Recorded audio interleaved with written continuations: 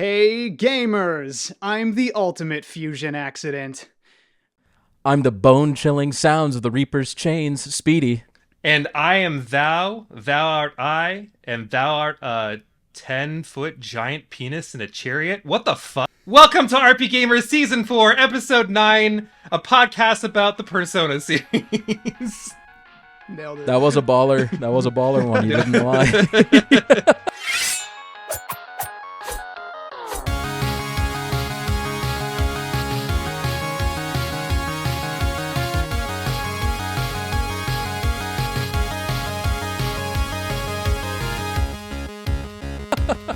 Well, as you can see from our episode and the hilarity of what we're talking about, I have two of my favorite people here. I've already claimed this in our little personal chat, but I have SpeedyHawk, probably my favorite streamer here. Very, very, thin line on the probably. I don't know. I feel bad saying that because I also love Mecha a lot, too. But you guys, Hey, neck and... There's a lot of great people out there, so don't feel bad. Truly. And everybody's favorite KBash, my favorite essayist is here. Everybody's favorite. Just redacted. Put redacted on this shit. And I know that I feel like this is a long time coming, but we're talking about the Persona series, which I think is a truly all-encompassing series at this point. Like they do a little bit of everything, don't you think? Yes. I mean, In well, terms of literally. spin-offs. Yeah. I was just going there, like the TRPGs and stuff. Like, wow. Yeah. Getting busy.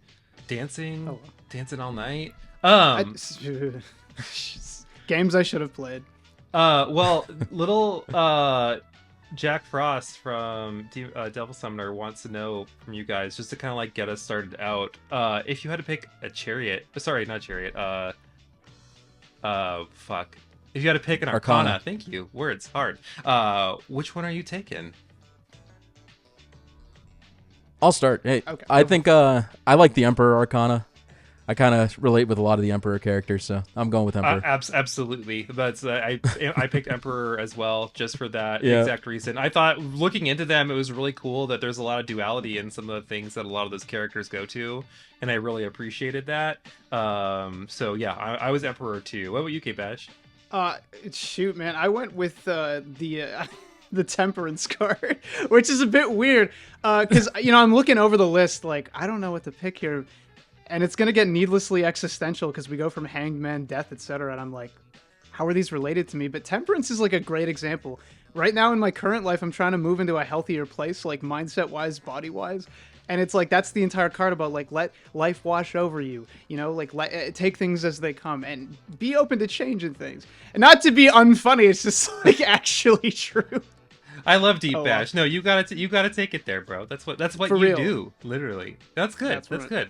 All right. Well, okay. Fun little icebreaker warm up before we actually talk about this series. Let's talk about your entry point, because I know for everyone this is totally different. Some people get Persona 1 back in the day, old fogies. Some people didn't get it until we got into Persona Sim. But I guess I want to hear from you guys. When did this series first enter your life? What game and whenabouts? We'll start with you, Speedy.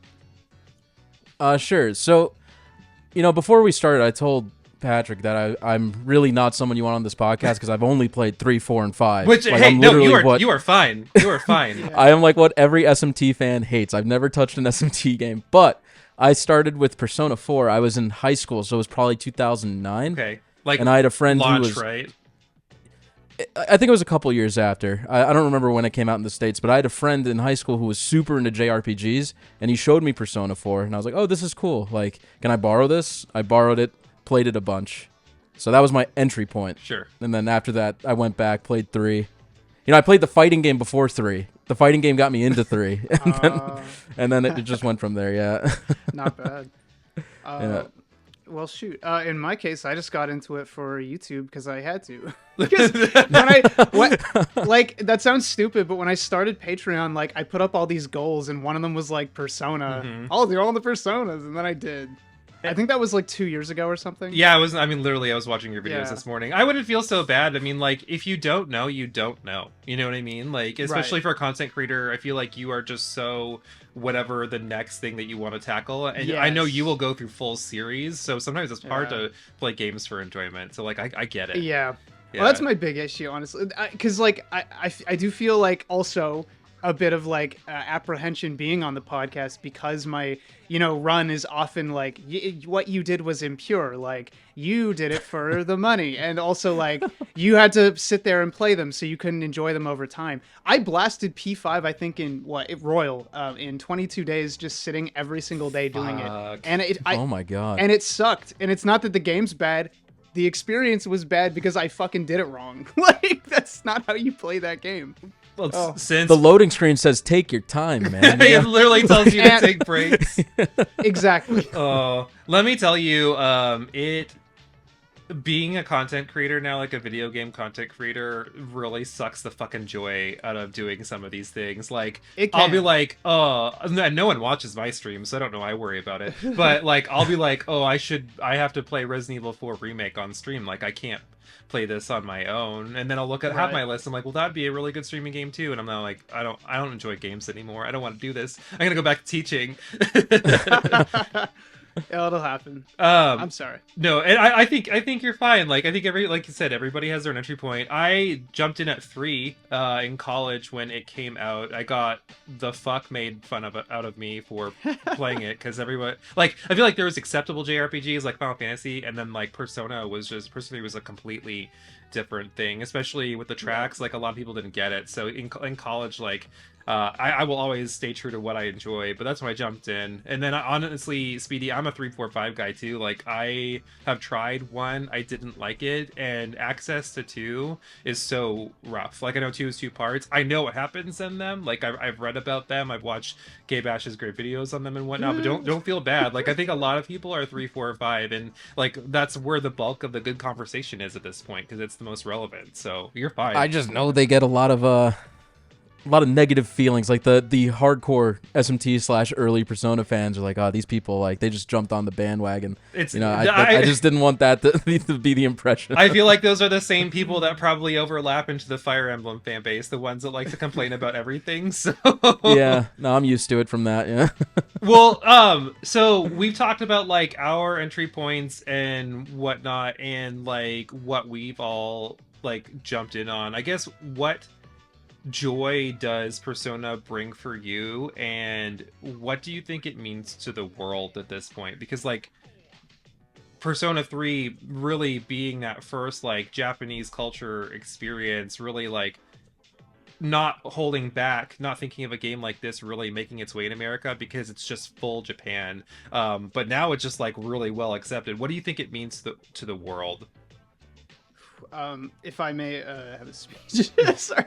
So, I've dealt with a lot of these people and fans for a very long time now who came to my community after I made a series of videos about them. And I've come to see what Persona did for certainly Americans anyway, is provide something to like latch onto while you get into like media appreciation, which is a really weird thing to say, but I've noticed it like really consistently. There are a lot of young people who like love this shit. The fact that there's an active, fertile community so they can meet new people and discuss these things and like more thoroughly. Like, here we are right now. Right. Well, yeah, and like come to understand like how to talk about games or other stories even, and move on from there maybe. But I'm not just like trying to say they're all young or Zoomers or what, but they're I noticed there's like a lot of 24, 20-year-olds in that space. But it's a good thing. Whatever. It's transcended its game and become a community more so than many other series ever have. Truly. Anyway. I mean, you asked what it means to me. Yeah. You are the world. Personally. Like... I mean, I enjoy the games. I think this is a bad reason too, but I generally like the artistic, like the stylization of the games, the music, so that's kind of an appeal for me. I like the combat system. I like the demon system, like with the you have personas you can train, and I think that's a lot of fun. The stories don't really resonate too much with me usually. Like most of the games have, or the ones I've 3, 4, and 5, they have like a main motif for the story, and personally they've not. Maybe 3 resonates because it's like accept death. That's like the theme of it. I think that's a pretty strong theme. Yeah. But the stories aren't typically the strong point for me.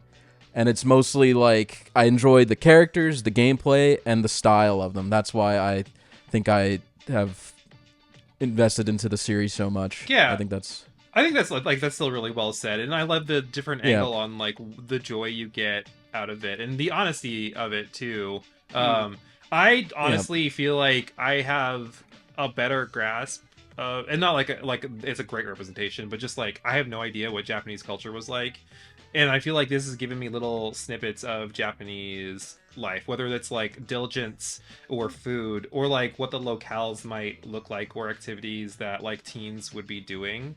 And I thought like that made me want to go to Japan. And I know it's a video game. It's like it is a media and it's going to be a little bit skewed, but I think there's also like grounded in realism there, especially comparing to like what American school is like. And seeing that some of the things that Japanese high schoolers go through are very similar to what like West culture high schoolers go through. And there's like a lot of parallels there, but there's also some differences. So I thought like just getting an idea of like just different lives. We don't get a lot of modern RPGs in like the modern world. So it's really cool just to see that.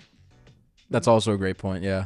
With the, it's set in like 2007, 10, and whatever and years just they do. The juxtaposition of like 3 and 5 versus 4, where you get like urban life versus rural life, and like I have experienced both. When I lived in Canada, was half of my school career. I had the city life, and it wasn't a huge city, but it was city enough to get like what city school might be like. And then when I moved to Indiana, I'm literally like one of 72 kids in my graduating class. Like we are, the hills have eyes where I am. Like literally, like I feel like the family pool was so shallow that you understand why some of the kids look like that. But wow, I feel like that's probably Inaba too, right?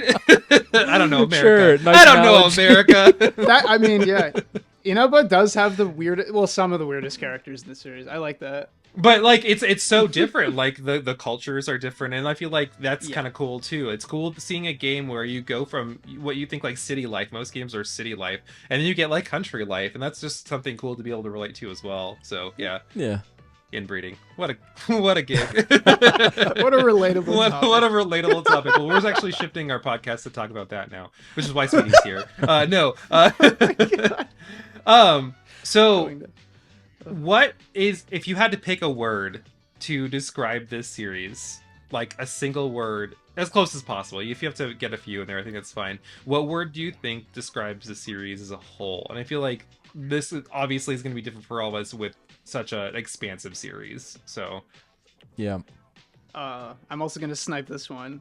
And I'm going to do the cheaty answer and say bonds. Because if you didn't cry at the end of Persona 4 when all you had to wave away to, all them people, what the fuck?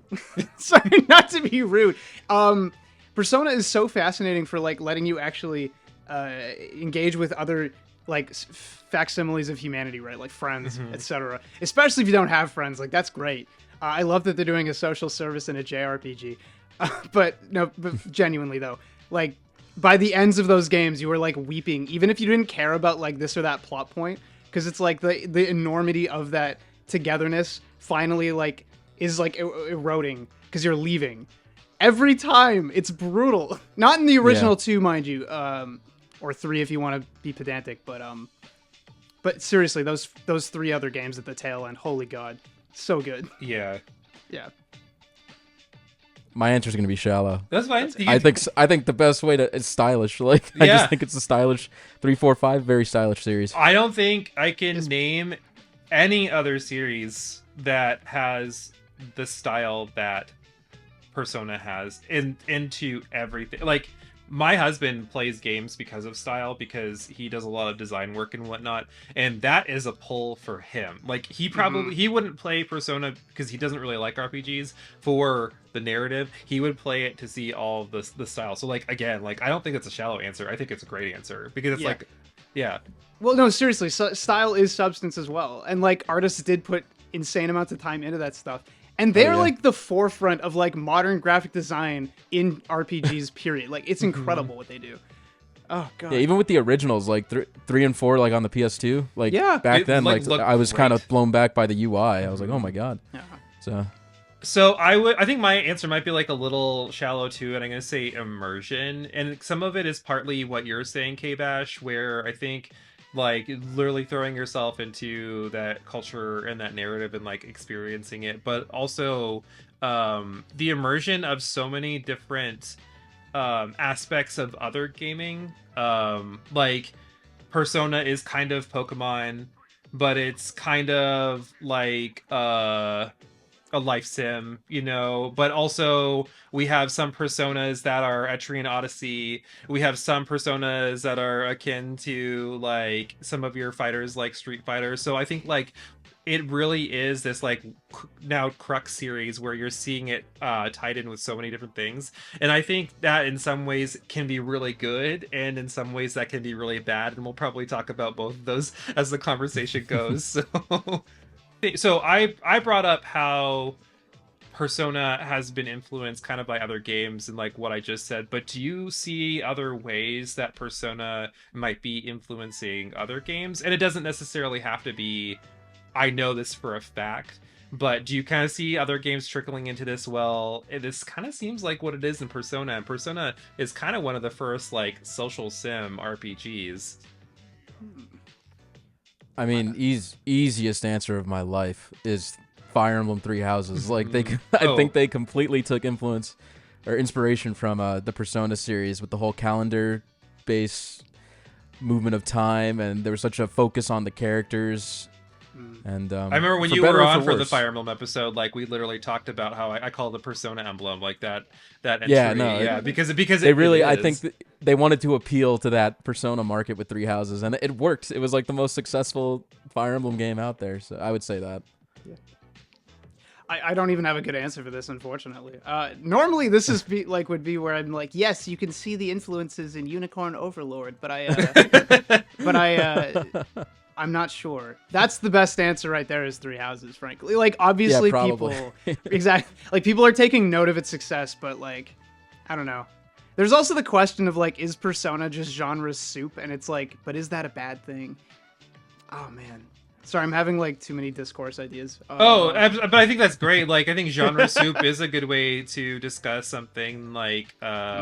Persona. It's almost as amorphous as like your protagonists are, right? Like the series where like they can wear so many different hats seamlessly. Like thinking of playing Final Fantasy Rebirth has that romance aspect, kind of even something small, like, you know, you have your person in Persona who you go on your date with right before the end of the world, and this person like whoever you're dating at the time, and like Final Fantasy VII Rebirth does the exact same thing. Like you go on this date with someone that you have your highest affinity with, which for me was Barrett because daddy.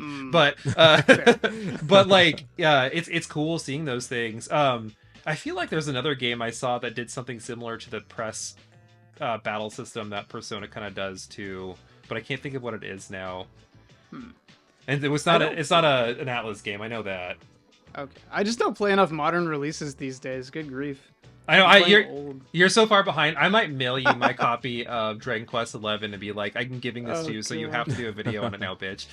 Oh, I played the first one this year. Did you? So you got 10 more to go. Oh, God help me. That's fine. I know that's a really hard question to answer though, because you like I think that's one of those things where people will easily come for you if you're like, well, I think Persona inspired this, and then people will be like, actually, I looked this up while you guys were unprepared on your podcast, and it was this game that did that. Exactly. I don't want to be super wrong, you know? Okay, right. Oh, God like you're saying it was one of the first RPGs like with a social aspect, and I was like, is that really true? I like, know. I actually don't know the answer. So that was my first thought. Yeah. I don't think like perfectly, like I'm sure you can compare it to a lot of CRPGs where you could like romance characters and stuff like that, but really throwing in like has that dating sim aspect, and that's not something that you would see in a lot of games. Other games it'd be like literally wanna fuck, like you'd ask someone to be like, sure, like, okay, yeah, that's a romance, whatever. Or you would do like okay. I will do your quest, and I did your quest and you like me more, but you weren't like trying to court someone, you know. Yeah, like okay. Here you're like, I'm going on dates with you, or I'm having meaningful conversations with you and whatnot. And some of them have nothing to do with the actual narrative. Like you don't have to meet some of the characters you date. They're not always player characters, right? Sometimes they're just like NPCs. So I think there's a little bit more to it there. Completely fair. Yeah. Okay, this KBash is probably going to slant to you a little bit more. But I think also Speedy and I can chime in somewhat. But I guess I want to know why you guys think Persona got such a huge overhaul between 2 and 3. I haven't done any research about this either. So again, this can be a completely hypothetical conversation, but we're talking about like the life sim, romance sim. I mean, I guess they've always kind of involved high school characters, but like I think it's a big fucking risk for what they did for 3. So I guess I guess can you talk about 1 and 2? Like whatever comes off the top of your head, K-Bash, we'll kind of like chime in from there. Because I also haven't researched the transition very well, but I have at least played the game, so I can talk a bit. What is interesting first as like a forward is that if I'm not mistaken, Persona 1 sold better than Persona 2, both titles, and 3 and 4, I think that's correct. You can fact check me if I'm wrong. Weird. Comment section. But this is to say that when they started with Persona, they had a strong baseline already that was, people were eating it up. And there's like a question of like, did the duology, Innocent Sin and Eternal Punishment, like, was that a mistake? Because oftentimes like sequels are good, but drip feeding things often isn't financially. But we enter like from that era to the PS2 era with Persona 3, this opulent, ridiculously opulent graphic design, spectacular. And it's like, I'm going to assume the reason that happened is purely because the designers, the director, whoever, decided like, we are primarily focusing on youths. We're moving away from the Eternal Punishment adult thing, and we're doing high school. So we need this to be hip, fresh, modern, etc. Much like the way Twi is, or sorry, The World Ends With You. So I'm just going to assume that's the reason they upgraded it, and it didn't necessarily pay off right away. But in the end, like, it did. Because like 5 is like is I don't even know, a global smash hit. It's insane. Oh yeah. Truly. So it found its audience. And that's the thing. Even if it didn't sell well initially, they didn't abandon it. And I'd like to assume that's because it was an artistic vision or like whatever, like direction shift that was intentional, not purely cynical, like sales driven, etc. That's all. Kind of a risk too, doing the 3 and 4 so late in the run of the PS2, because also true. Like in America, we got 3 in 07, I believe, and then I think 4 was 9 speed. I think like that's about when it came out, because I know that's when I got it. But it's weird to think them coming out that late. But what do you think, Speedy? Like, why do you think they did this switch?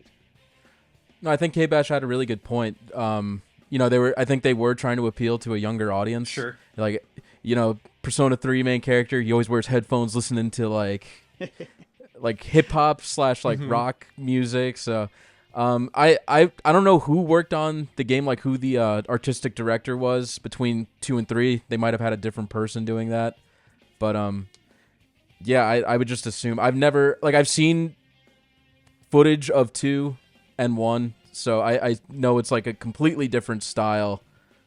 I also think 3 and 4 were developed like really close together. It's the same engine, so they really did put a lot of eggs in the basket. They're like at the end of the PS2 life cycle, they're like, let's just bang these out, before. Yeah, there was not a lot of turnover time between those games. Like you're right, and Persona 4 might be one of the last PS2 games. Like hard stop. It's possible. If it came out in 09, we had the 360 like in 07 or something, like 06, 07, I think the 360 came out, and like the PS3. So that's funny. Persona 3 was my first Persona, but I had played a bunch of SMT games before. Like I played Nocturne, and I actually had Digital Devil Saga 1 and 2, and I played both of those ish when they came out. So I kind of wonder if they would have kept going with Persona the way that they were going, especially with Digital Devil Saga being close to those games, if Persona wouldn't have been different enough to sell. Because that's a good point. Those games are like very, very similar, especially Digital Devil Saga. Like you can build your character in a way, but it's almost like you're still one persona. And then I feel like the later PS2 era gave them more grounds to kind of experiment, because you got Devil Summoner, right, which was a really cool like Devil May Cry detective game. Still had like the personas that you can summon and whatnot. You got Persona 3 and 4. I think KBash, you're right about like the let's kind of appeal to high schoolers and whatnot, but I think they needed to make it different enough, because those games are all great in their own way, but like Personas 1 and 2, I think all the reason why people haven't played those is they're a fucking slog. Like you like, I'm watching your video, Speedy, on how like Eternal Punishment is like combat wise twice the length because like things slow down even more. Is that right? Or is it from 1 to 2? You mean KBash? Or KBash, sorry, KBash. Yeah. Yeah, sorry. Well, I actually don't remember the exact measurement, but I can't even believe how slow Innocent Sin was, that first two, because it was so, like, it was like pillow fighting. It's actually insane, because, like, you know, everything is weak and you can't really die, but you also hit, like, I don't even know. You are pillow fighting. Eternal Punishment will destroy you, and it's really tough, and you have to, like, actually get into the mechanics. And it takes long. I forget why specifically. It might just be that the encounter rate was jacked, because both those games have pretty ridiculous encounter rates as well. Yeah. I don't know. But they are a slog to play. Most people... And that's the thing that always gets me. I go on Twitter, and it's like, if you can't get through this, you can't, like, whatever. Like, you like, can't perceive art, or, like, you don't appreciate video games. And it's like, that's great. There's a literal... Like, I hate to say it. There's a reason why EA and, like, Mass Effect streamlining itself into like a hallway shooter is actually like more successful financially than these kinds of experiences, regardless of their artistic merit, because most people aren't really ready to humble themselves to the level of that experience. Truly. That's what I'm saying. So I'm popping off. I'm getting furious. Slow game, bad time. And it's slow. Yeah. It certainly takes a while to get through. That's all. I also wonder too, like, I feel like there was such an uptick in anime consumption in the West at this point too, because Persona 3 is very like shonen style. Like, you have dates, like hard dates, which basically make a little vignette of a story as you're going, where before it was very much like this dungeon, because you didn't have like the fun filler stuff of being in high school and whatnot in between. So I think just kind of like having that almost had like a Saturday morning cartoon vibe to it, for Persona 3 and maybe 4, not as much 4, but definitely 3, versus like the earlier ones, where the earlier ones were just like, it's just any other RPG, right? Definitely doing some cool things like fighting Hitler, but Right. So Speedy, god damn it, KBash. One thing that I thought that was kind of cool that we talked about in our little like pre-meeting, which you brought up, the idea of like people talking about Persona in college. Do you feel like you hear that a lot? Because we're talking about like high school and like why I think that's one of the success. Do you think that this series would be successful? Like, would it be some of like the goods and the bads here if we shifted it? You know, the more I think about it, because I see this all the time on Twitter, the more I'm interested in why people bring up the Persona in college thing at all. And I think the reason is that some people don't want to feel like icky about like dating high school or whatever. And I it's was like, just gonna say that. and I totally like, I commiserate with that gut reaction. At the same time, hang on one sec. Do you feel like you would feel icky because of how they do it, or just the fact that you could do it? Because I'm more of the team, it's because of how they've designed it that makes it icky, not because I want to like play a game and be... Well, and that's the thing, is like, I actually was a teenager at one point romancing.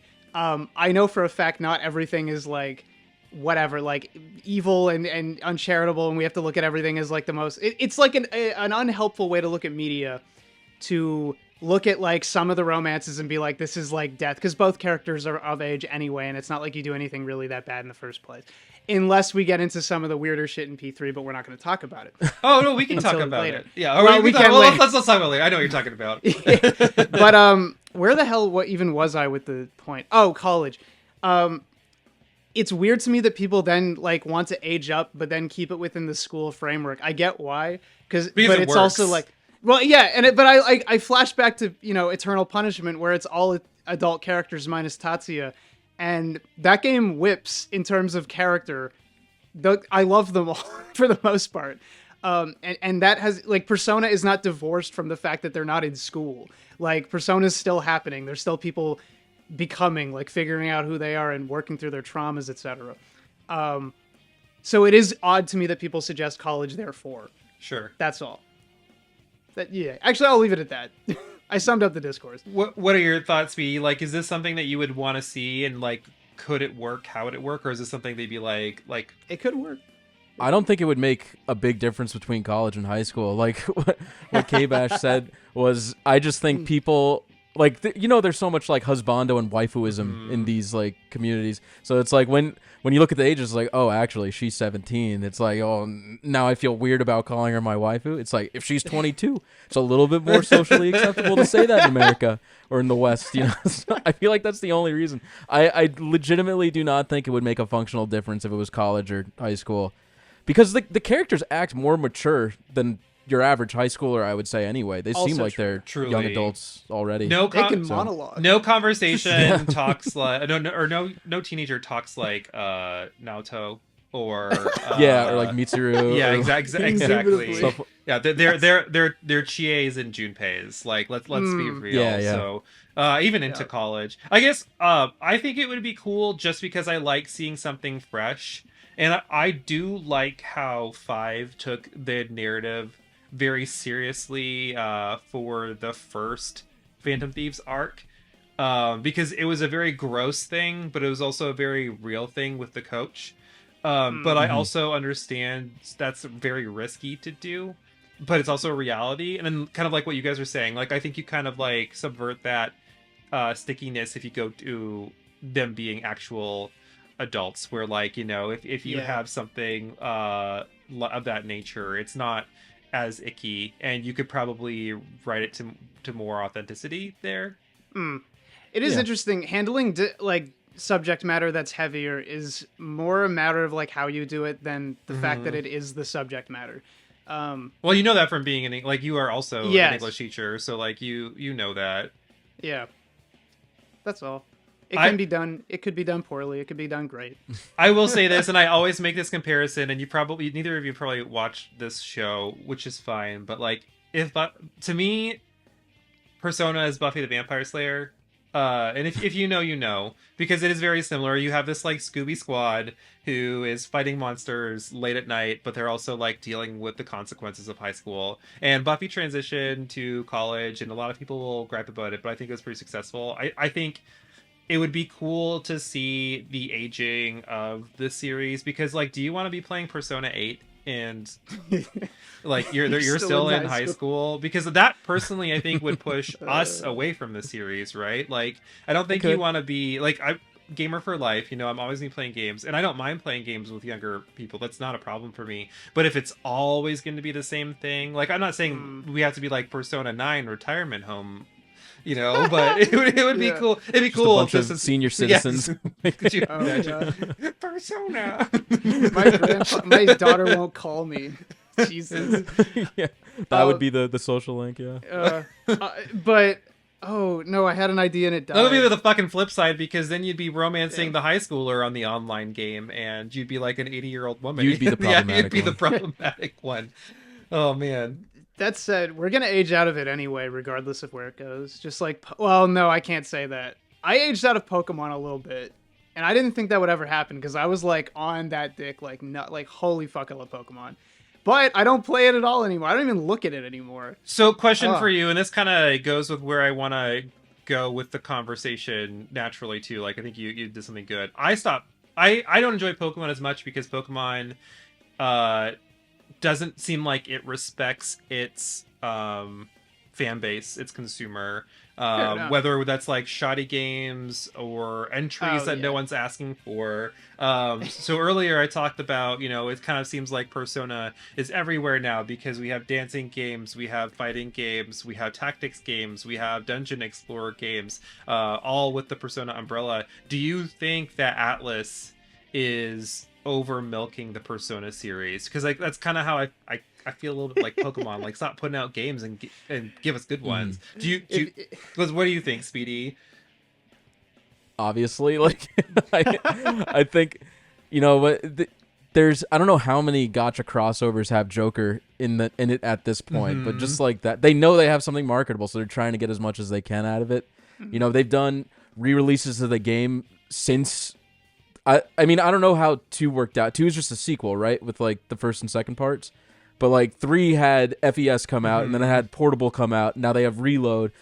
4 had Golden, they had ports. So I think with 5, it's just ridiculous how many spin-offs they've had between 4 and 5. So I think, yes, they're milking it, and they should be developing a Persona 6, but I think they want to get as much as they can out of the IP and the current characters while they're hot, Atlas grinds my gears with that so badly, where I like, we talk about it in my Discord a lot, where I'm super pissed with SMT5 and how like SMT5 is now getting like its sister game, which is the more complete game, and it seems like that is every single Persona entry, or like now these days SMT as well, which the SMT 4 Apocalypse might be one exception where it truly is its own game. But or in this case, like, we got the Persona entries 3 and 4 on the Switch, and then like 6 months later Reloaded comes out, and like, I would be super shitty if I knew that like I spent money on this game, whether it's $20 or $40 or what, and then you put like a top tier quality game of a game that came out 6 months ago, of a game that came out 10 years ago, like that's upsetting. Absolutely. That's fair. They did that on purpose, I'm sure. Yeah. I think Atlas is going to eventually get in trouble for that. Like, the how do I say? It's because it's one of 2 ways. Either they burn out, or their community goes insane and it turns into Pokemon, where we can launch all this like shit ad nauseum, and people stop asking questions because the consumer base is so mainstream and so undiscerning that this isn't an issue anymore. Or it turns into like, we blow up because our consumers, it turns out, actually are quite discerning and are aware, for example, that Persona 4 Golden looks kind of disgusting compared to Persona 4 on PS2. If you've seen that tweet and the fog effects and how much is like lost in transition. Mind you, PS2 is a freak console. It's weird. It does not function the same way. Like you can't just transliterate all that code to PC and assume the graphics are gonna like not get fucked. Sure. Because they did. But like, it could happen, because now people are like, well, like, is Persona 4 Golden even the like real, true, ultimate way to experience Persona 4? That's like a new discourse that's burgeoning. Yeah, recently, definitely. And so recently, it's like, on Twitter, people have been talking about that. Yeah, and that's the thing. I don't know if they're ever gonna like care. I think they're just gonna sell product, frankly. Yeah, it makes me mad. Like, to some of the other entries, aside from maybe Strikers, when you release some of these side games, and even into like one of the series that I swear by, like, I am an avid Etrian Odyssey fan, and I love the Persona series, but like, Persona Q is not canon, and the characters are like, you have literally boiled them down into their single trope. Like, there's no story there, and isn't Tact kind of the same way, where like, this isn't really a canon, like, it doesn't feel like it's a canon game. It just feels like a fun idea and an easy money grab. Is that kind of right? I wouldn't know. I will say I've heard good things about the Warriors game.